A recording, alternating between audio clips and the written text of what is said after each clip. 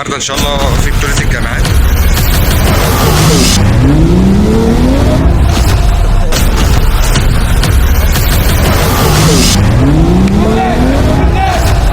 هو في النص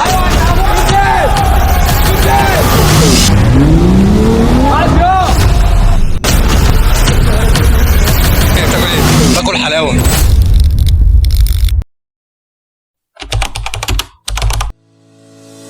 النهارده ان شاء الله في بطولة الجامعات، فانا دلوقتي رايح الجامعة وفي امتحان برضه النهارده، بس طبعا مش مذاكر، ومذاكر نص نص بصراحة، واطلع من الجامعة على طول صورت بقى كل حاجة، ما وراء الكواليس، الدتان بالتحميلة بكل حاجة.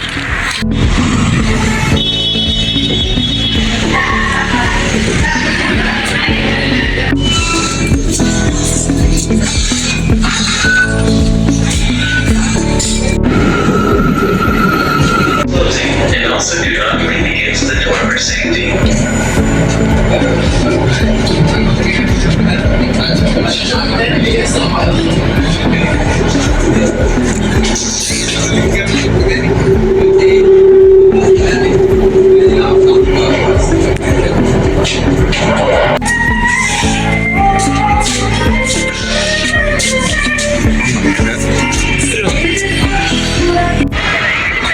بتاع 24 محطة في المترو من الجديد لحد علي منصور، 24 محطة ولا 25 محطة، كل ده بس عشان اروح الجامعة، اكتب باسمي وحضوري وخلاص واروح.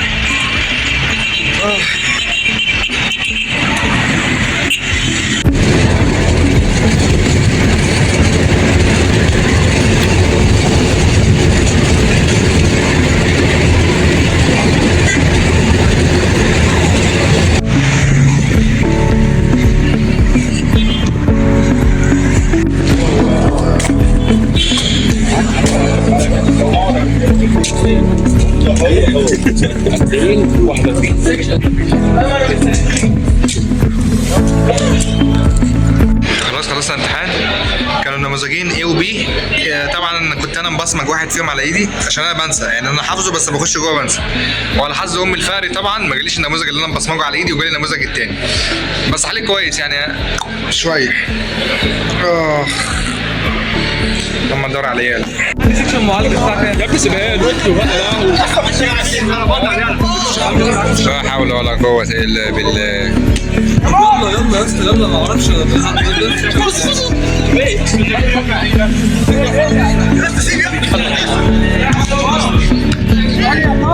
بس الكورة حلوة والله يا اسطى.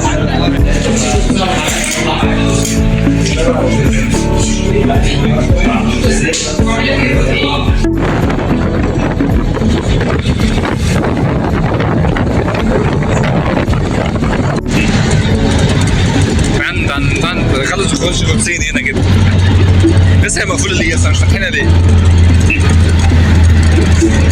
بس انا هعدي جري بقى.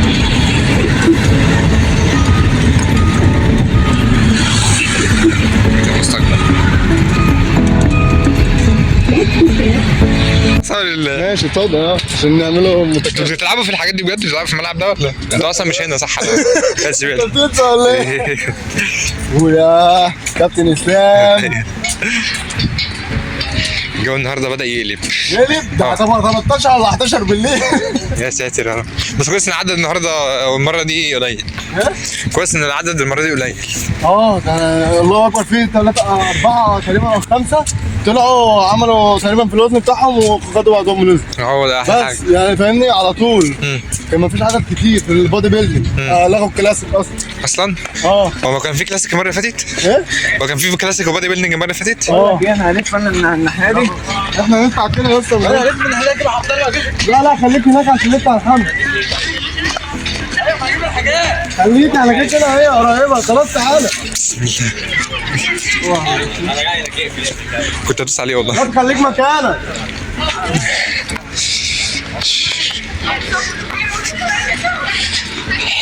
لا احنا جاي زي مرة فاتت. بسم الله.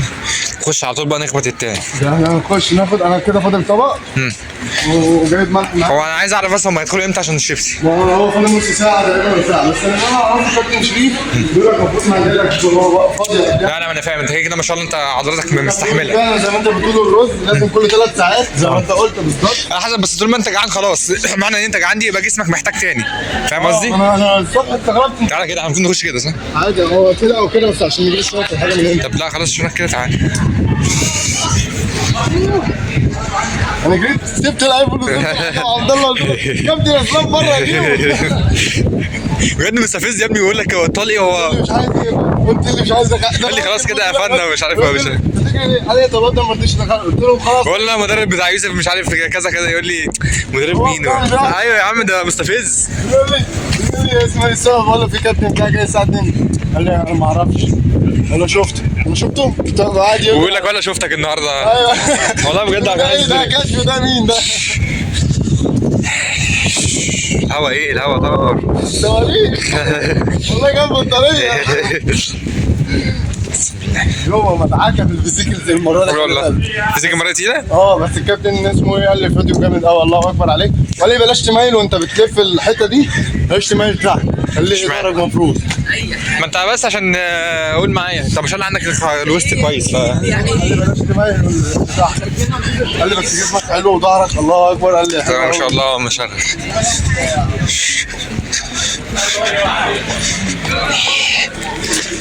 انا كنت واخد وقعه دلوقتي خلاص كده. ابراهيم هو هياخد الحاجه جوه وهات الشنطه دي عشان هتقف معانا وتصورنا واحنا بادئ الفيلم. العيال هنا بتحمل بطعميه، المره اللي فاتت العيال كانت بتحمل بطعميه والله عظيم. بقول لك ايه، سيب الحبل كده.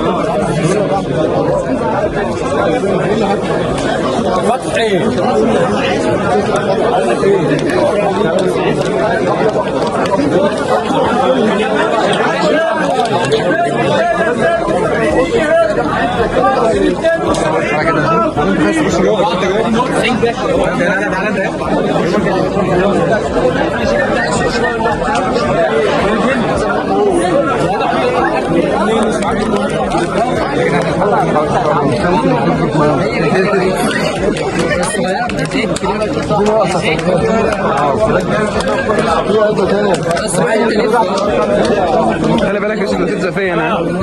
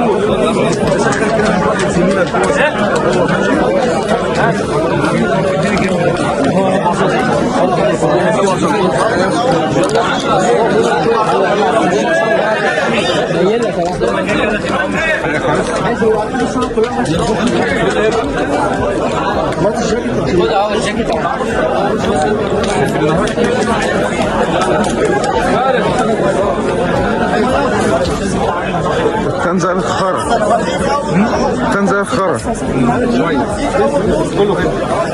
هو كان كله كده ايه؟ لا خلص خالص زي عبد الرحمن. بعد ما خلص انت خالص كلها بقى اعملوا رول الفريدة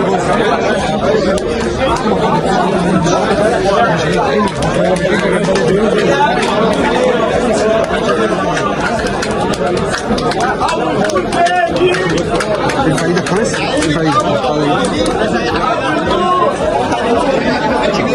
يلا ده اول دور. بدأ بس بعد ما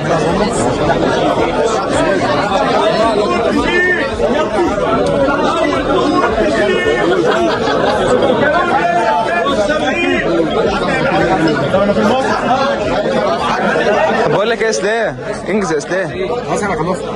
دور خلص؟ ايه؟ مش لازم ولا ايه؟ لا لازم لازم.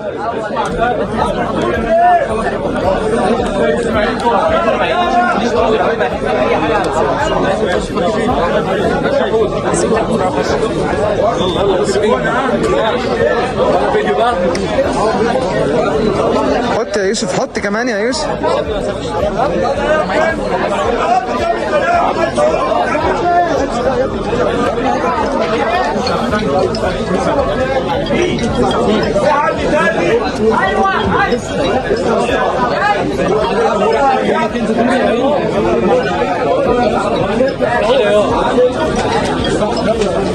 بدي اسا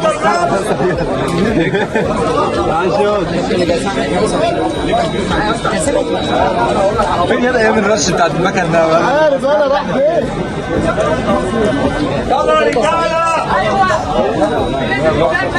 يوسف ادني رجلك كويس يا يوسف عشان انت رجلك بايظه خالص.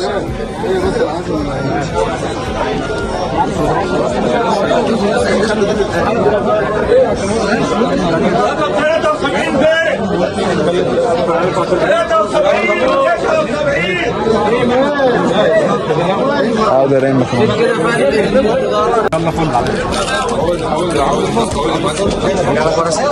تعالى كده انت الناحيه الثانيه عشان برضه انت الناحيه الثانيه. يا عم ما تقلقش ما تقلقش. انت لسه 172 وانت لسه بالك بتاع 5 6 اصول كمان. اكسب وقت برضه. بس ان هو ما يتوترش، الخطوتين ده ممكن يعبروا بره. خش ايدك بيلا. ولا عايز مركز اول يلا، عايز مركز اول يلا. انت ما تعبتش تعب اللي الناس بتبقى له بتتعبوا، بس انت تعبت برضه.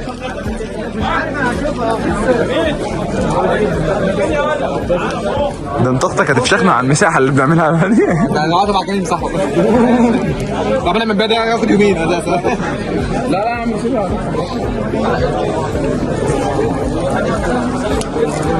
قال له اديني كمان، اديني بقالي كتير ما اكلتش. عايزين حبل يا مقاوم.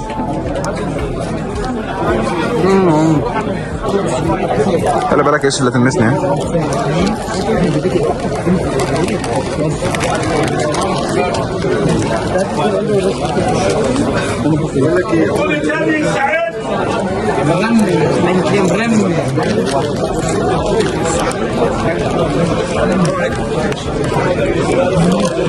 شغال يجي منه. ما شاء الله.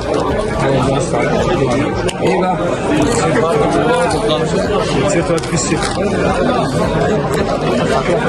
عايزك بس الحبل لو مش هضايقك يعني.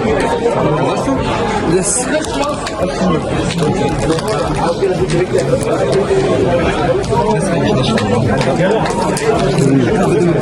امي بقى مش هعملها اصلا. فين يا ابني؟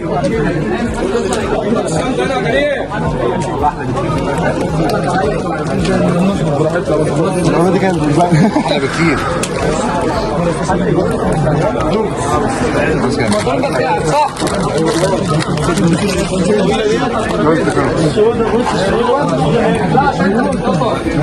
وش امك ده. اول ان شاء الله.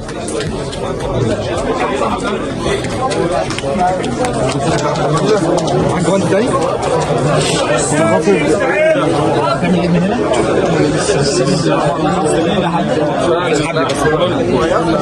كده ايوه كده انزل براحتك.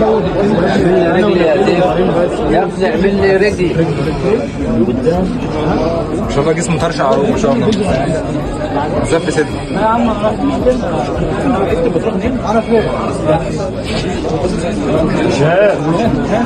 قبل ما تنساهوش قبل ما تنساهوش 85 109.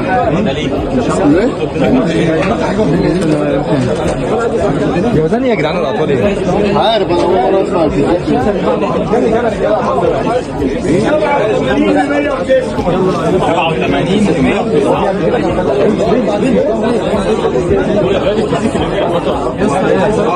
يلا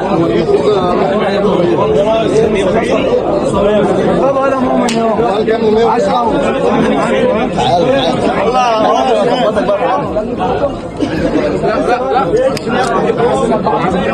مش وزنك ده، مش وزنك. وزن يا اسلام، وزن ايوه ما 87 78 605 لسه بادئ عليه. بقول لك ل 105 ل 105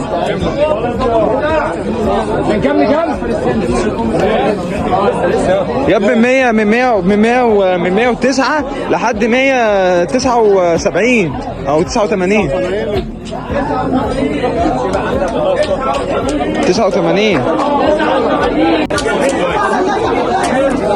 عاش يا يوسف، الله اكبر. بالراحه يا يوسف، بالراحه. انا معاك، انا معاك. حاول تسخن بطني يا يوسف. ماشي، ايوه. استنى يسخن ظهري شويه. متقلقش يا يوسف، احسن يلا اجمد.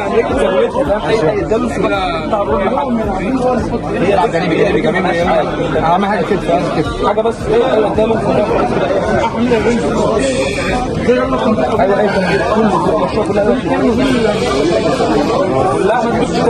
يلا الضغط، يلا حاول يلعب بطني يا اسلام. شد عضله.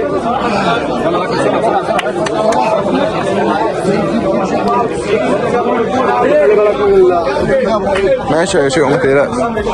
هنروح احنا عند المدرج. انت هو ماشي، بس تاخد الحاجه دي معاك. ماشي. هو طول كام؟ ايوه 178. ايوه هو 178.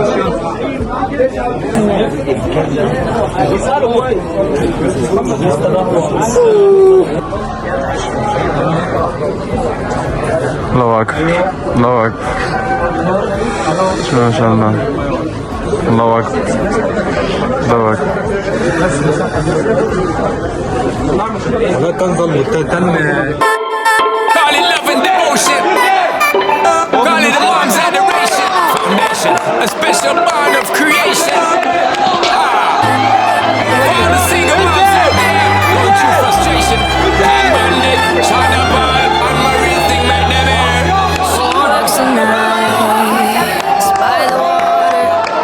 She's gone astray, so far away from my father's daughter. She just wants her life for a baby. All on her own, no one will come. She's got to save him. She tells him, move now. No one's ever gonna hurt you now. I'm gonna give you all of my love. Nobody matters like you. She tells him your life ain't gonna be nothing like my life. You're gonna go good life. I'm gonna do what I got to do. So rock-a-bye, baby, rock-a-bye. I'm gonna rock you, rock-a-bye, baby, don't you cry. Somebody's got you, rock-a-bye, baby, rock-a-bye. لا تمام والله اكلها. بموت ابلع الكيس، بموت تعبان. الحمد لله. خد بلا شويه، ما شربتش ميه بس. من امبارح ما شربتش ميه.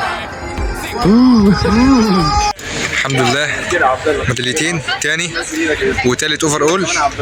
لو كان جالي من شويه او جالي 25 يوم تجهيز، الحمد لله راضي عنها ومستواه في 25 يوم بس. جو رجالتي. مبسوط يا جو؟ مبسوط قوي، يعني مش قادر اقول لك ما فيش سكريات في جسمي خالص، فاهمني؟ بموت. ده لسه كنت دراعي يا عم. انا كنت باكل من جوه. كابتن الاسلام المحترم اللي بيوقف بداري. عايزين بس البطايق ازاي هو فين عشان نضرب اهو. استنى بتاكل ايه يا جو؟ بتاكل ايه؟ باكل حلاوه ايه؟ حلاوه باكل حاجه بتضر الجسم بقالها شهر ونص. حلاوه مربى.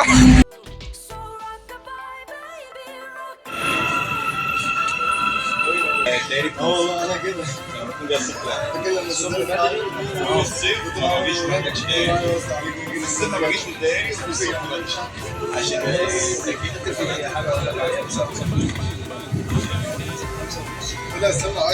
ده ما يمسكش تليفون تاني. انا بصور بص انا بصور ايه؟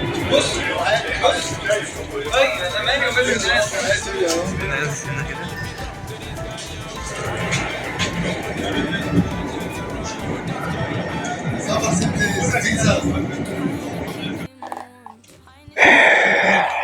اخيرا رجعت. كان يوم شاق. الحمد لله انا راضي بالمستوى اللي احنا عملناه في 25 يوم بس. احكي لكم بقى سحبة المية والبيك بيك عامة بقى. كان جالي يوسف من 25 يوم ولا حاجة ومشيته تقريبا على بتاع 150 جرام كارب لحد اخر اسبوع، اخر 10 ايام عملت له اخر اسبوع زيرو كارب عشان الحق انشفه، ان هو جاي لي في وقت قليل قوي، فاضطريت ان انا اعمل له زيرو كارب. اخر بقى 3 ايام اخر اسبوع اخر اسبوع كان شربت اول يوم 7 لتر ميه و4 جرام ملح، وبعد كده اليوم التاني كان 6 لتر ميه وبرده 4 جرام ملح، واليوم التالت كان برده 6 جرام، واليوم الرابع برده واليوم التالت 6 لتر، واليوم الرابع 6 لتر، والملح مظبوط زي ما هو 4 جرام. جينا بقى في اخر 3 ايام قللنا الصوديوم وقللنا الميه. اليوم التالت كان بدأنا بقى ندخله كارب عشان هو كان زيرو بقى له اسبوع زيرو كارب. فاول يوم كان دخلت له 200 جرام نت كارب، يعني مش 200 جرام رز، لا 200 جرام كارب صريح، واللتر كان بقى 3 لتر ميه، والصوديوم 2 جرام. واليوم قبل البطوله بيومين خليته 400 جرام كارب ولتر ونص ميه و2 جرام برضو صوديوم. واليوم اللي هو امبارح قبل البطوله على طول برضو كان 400 و750 مللي ميه و2 جرام كارب 2 جرام ملح برضو. الفكره ان انا كنت عايز اديله مضادات بول ديوريتك الداكتون ادرجه له اخر 3 ايام، بس هو اصلا ما لقاش البرشام، ما لقاش مضادات البول، فانا قلت له خلاص بلاش. هو اصلا كان الحمد لله راضي على المستوى يعني، بس انا كنت طبعا في شويه نشفان زياده كمان، مع ان خلاص انا كنت ساحب له ميه والدنيا تمام وجسمه ظبط، بس انا طمعت شويه بصراحه في شويه نشفان وانزل له شويه ميه. بس الحمد لله كويس يعني انا ما اديتوش مضادات بول يعني، عشان هو الحمد لله بدأ يفوق يعني امبارح. يعني هو كان جسمه الكرب ما كانش عايز، جسمه مش عارف يتقبله، يعني 200 جرام بتوع اول يوم، بعد كده اكلته تاني يوم 400 جرام قبل البطوله اللي هو بيوم اللي هو امبارح اديته 400 جرام كمان، بدأ يفوق، جسمه بدأ يفوق من اليوم الثالث. فدي يا جدعان نصيحه للناس اللي بتعمل تحميل للكرب يوم واحد بس قبل البطوله، يجي قبل البطوله يوم ويفضل يحمل كرب، يقعد بقى ياكل 600 جرام كرب مثلا نت كرب. فانت بقاش انت مثلا عامل زيرو طول قبل مثلا البطوله باسبوع عامل زيرو كرب، وفي اخر يوم قبل البطوله تيجي تصدم جسمك ب 600 جرام، جسمك انت صدقني هيحبس ميه. ان انت معود جسمك على فتره كبيره مثلا لزيرو كرب، لما تدخله 600 جرام مره واحده صدقني هيعمل معاك نتيجه عكسيه. فانا يعني وكمان الجسم عشان يدخل الكرب اللي انت بتاكله ده جوه العضلات محتاج اكتر من يوم، فانت ما تبقاش متوقع ان انت هتحمل قبل البطوله بيوم وهتلاقي نتيجه. انا ما اعتقدش، انا مش من نوع المدرسه دي خالص، انا بحمل على 3 ايام. يعني انت 600 جرام كارب دول اللي انت بتاكلهم قبل البطوله في يوم، لا يا عم قسمهم على 3 ايام، خد كل يوم 200. فانا زي ما عملت له ان قبل 3 ايام من البطوله 200 جرام، بعد كده تاني يوم 400، وامبارح قبل البطوله بيوم 400 كمان، يبقى كده التوتال 800 جرام. جسمه بدا يفوق وحبست ميه، لكن ما تجيش تحمل لي قبلها بيوم، وفي ناس بتحمل قبل البطوله ب 8 ساعات. ايه يا عم في ايه؟ وحاجه تاني برضو اللي يقول لك اقطع ميه واقطع صوديوم واقطع ملح الملح والميه هو اللي بيودوا الكرب او النشويات اللي انت بتاكلها للعضلات، فبتنفخها وتخليها مليانه كده ومشدوده. لكن طول ما انت بتقطع ميه وقاطع ملح، مفيش الكرب اللي انت بتاكله ده مش هيوصل للعضلات وتفضل طول عمرك فلات، مهما تاكل انت جسمك دبلان والعضلات بتاعتك مش مليانه. بس هي دي الفكره. هو لسه راجع، المفروض ان انا عندي امتحان بكره كمان في الجامعه، وعندي تمرين، فانا طبعا اروح اتمرن في الغالب يعني، فمش هلحق اذاكر، فهي وظروفها بقى بكره في الجامعه زي ما تيجي بقى. ومن اول اليوم وانا اكلت ايه يعني، اول ما صحيت انا طول اليوم ده كل ده على وجبه تقريبا، اكلت 120 جرام كبده وعيش، واول ما رجعت دلوقتي ودخلت البيت كلت رز بلبن. هو دي ايه مزايا، هو اروح اتمرن، هو ده اللي انا اكلته من الصبح، فمصدع بقى وتعبان. يعني تعب يا جدعان وستريس محدش متخيله يعني. المدرب، انا بالنسبه لي المدرب نفسيا بيتعب اكتر من لاعب، انا امبارح مضغوط وخايف لا يحبس ميه، ان هو جسمه حبس ميه المره اللي فاتت. البطوله اللي قبل دي من سنه، داخل البطوله نفس البطوله من سنه، وانا الصراحه غلطت معاه في التحميل واكلته عسل واديته عسل سكريات كتير. فيوسف لما بديله سكريات كتير جسمه بيحبس ميه، فانا ما كنتش اعرف كده، وبصراحه افورت جامد السنه اللي فاتت في العسل، فجسمه حبس ميه بطريقه مخيفه. غلطه مني انا، هي مش غلطته هو. بس الحمد لله ان يعني جسمه حبس ميه بقى اول لما نزل من على المسرح. يعني لو كان طلع على المسرح هو حابس ميه كانت هتبقى كارثه. بس الحمد لله ربنا سترها، فانا خلاص فهمت. فالمره دي ما اديتوش اي سكر ولا حتى فاكهه، بس كل اللي اديتوله رز وبطاطس. وقبل الستيج على طول كل شيبسي. ليه شيبسي؟ اشمعنى شيبسي؟ ليه الناس بتاكل شيبسي قبل المسرح او رايس كيك؟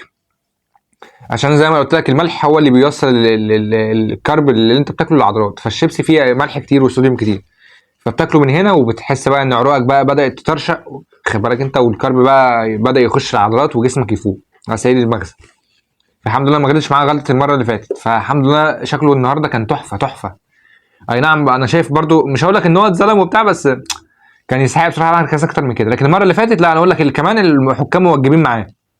يعني لو حكام كده السنه اللي فاتت كانوا موجبين معاه وعاملين معاه الواجب، لكن السنه دي لا، الحكام بجد، حتى الحكام انا شايف الحكام بصوا له وشاوروا عليه بعد كده قالوا له يلا ارجع. فبصراحه لا، يعني كان يستحق مثلا في الاوفر اول مثلا مركز تاني كمان ولا، بس ما علينا. يعني الحمد لله راضي في وقت قصير بالنتيجه. بما ان بقى فلوج كامل من اول ما صحيت، فخلاص بقى اخدكم ايه من اول اليوم لحد اخره لحد ما انام خالص. فاخدكم معايا التمرين. عندي تمرين دراع، معرفش هعرف اصورها لكم ولا لا، بس هحاول يعني. تعب والله تعب. جو تالت. رايح الجيم دلوقتي الساعة كام؟ 10:30.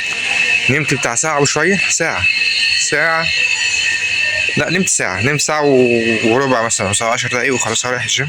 كنتش هنزل والله العظيم، بس انا خلاص نمت ساعة كده فصحيت رايق، فما بديهاش بقى. جو تلج حرفيا. جو الصبح كان احلى من كده.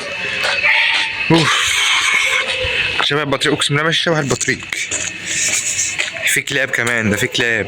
يلا كده الكلاب ساعة مش هيقدر نجري، او نجري كده عشان نتدفى.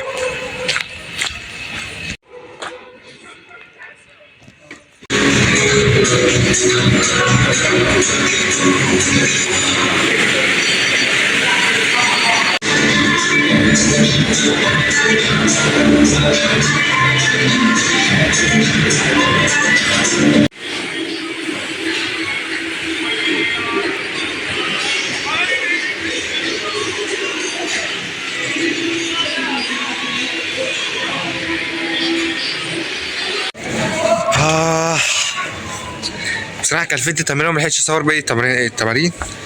بس انا اصلا تعبان، والساعة دلوقتي كام؟ 11 وشوية، وعندي جامعة بكرة، فاصحى بدري خالص، هصحى 5 مثلا او اقل كمان من 5. فانا مش هنام يعني غير 4 ساعات مثلا، او اقل من 4 ساعات كمان. فكتر خير اوي الدنيا على كده انا رحت اتمرن اساسا. هرجع اكل كبدة وفاكهة في يوسفي تقريبا في التلاجة، وهاكل عيش وهنام. ماني مش قادر اكل، بس ممكن اكل رز بلبن تاني. ريحة حشيش. لا ظلمتهم، لا ريحة حشيش بجد. ما علينا.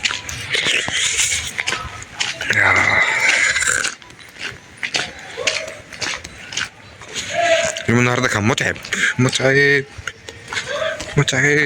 كل يوم كده في الجامعه، اروح في الجامعه، انا كده هروح في الجامعه بجد انام، وعندي امتحان بكره وما ذاكرتش اي حاجه. زي ما انتم شايفين اليوم اهو ما لحقتش اعمل اي حاجه.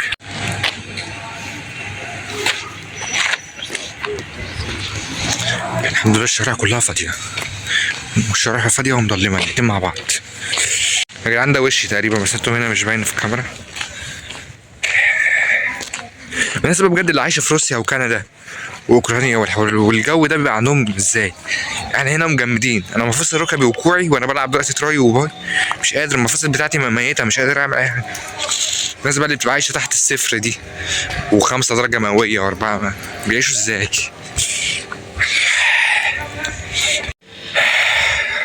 خلاص اخش انام بقى دلوقتي الساعه 12، مش عايز انام بس المفروض اصحى بكره 4:30، فمش بمزاجي، لازم اخش اتخمد. طب هنام بهدومي كده عشان معفن. خلاص كده اليوم كان طويل، متنساش بقى تعمل سبسكرايب. بص البرشام بتاع الصبح، بصوا الله، في اخر جاي نموذج تاني فقري.